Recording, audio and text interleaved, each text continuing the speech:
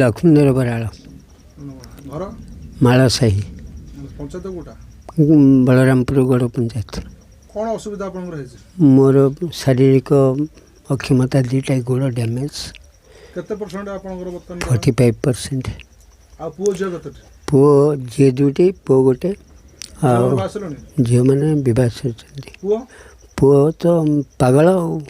କେତେ ପରସେଣ୍ଟ ପୁଅର? 80%, 81%। 81%। ଆପଣଙ୍କର ଭତ୍ତା ମିଳୁଛି? ମୋର ଭତ୍ତା ମିଳୁଛି। ପୁଅର ମିଳୁଛି। ଆଉ ଅସୁବିଧା କ'ଣ ସରକାରୀ ସହଯୋଗ ମିଳୁଛି?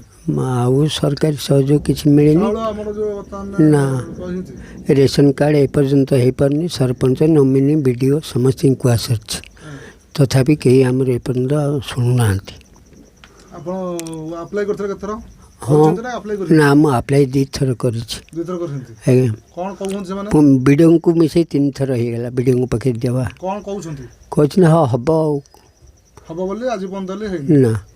ଏବେ ଯେଉଁ ଆମର ଓଡ଼ିଶା ଖାଦ୍ୟ ସୁରକ୍ଷା ଆଇନ ହେଲା, ସେଥିରେ ବି ଆପଣ ନା ନା ନା ନା ନାହିଁ। ଆପଣ ଚଳୁଛନ୍ତି ଏମିତି ନିଜର ଅଳ୍ପ ବହୁତ କାମ କରିକିରି। ଆଉ ଆପଣଙ୍କ ଉପରେ କେତେ ଜଣ ନିର୍ଭର କରନ୍ତି ଘରେ? 4 ଜଣ ମୋତେ ମିଶେଇକିରି। ଆଉ ଏମିତି ଛୋଟମୋଟିଆ ଘରେ ଧନ୍ଦା କରୁଛି। ଆଉ ଗୋଟେ ସାଇକେଲ ରିପେୟାରିଂ ଛୋଟିଆ ଦୋକାନଟେ କରୁଛି। ଏ କେତେବେଳେ ହେଉଛି କେତେବେଳେ ନାହିଁ, ସେଗୁଡ଼ା କିଛି ଭରସା ନାହିଁ।